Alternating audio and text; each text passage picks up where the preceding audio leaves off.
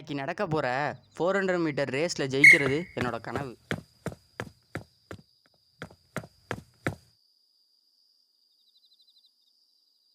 பதினஞ்சு second extra ஓடி இருக்க. இப்படிலாம் நாளைக்கு ஜெயிக்க முடியாது. ஒழுங்காக ப்ராக்டிஸ் பண்ண. சே,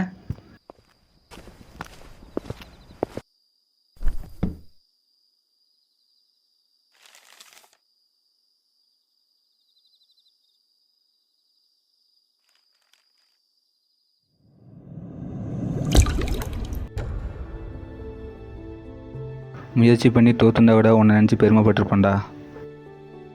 ஆனால் டோப்பிங் பண்ணி எல்லாத்தையும் அசிங்கப்படுத்திட்டல. தயவு செஞ்சு ஸ்போர்ட்ஸ் மேனு இனி யார்கிட்டையும் சொல்லிடாத.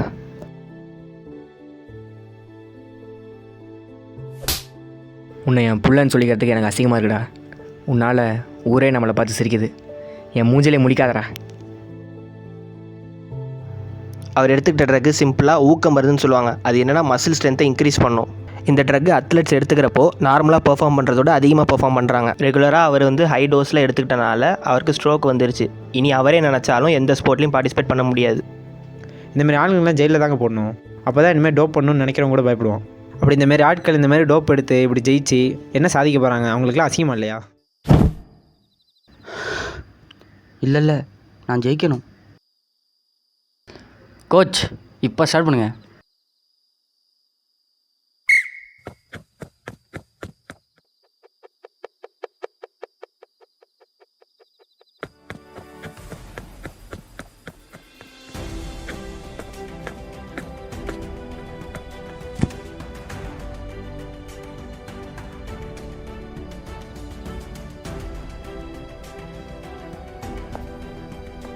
இப்போ தான் புரியுது நேர்மையாக ஜெயிச்சா அதோட சந்தோஷம் எப்படி இருக்குன்ட்டு. இங்கே தன்னம்பிக்கையை மீறின ஒரு ஊக்கம் மருந்து வேறு எதுவுமே கிடையாது. டோப்பிங் பண்ணுறது தப்புன்னு தெரியும், அதோட விளைவுகளும் நமக்கு தெரியும். அது தெரிஞ்சும் நம்ம ஏன் அதை எடுத்துக்கணும்?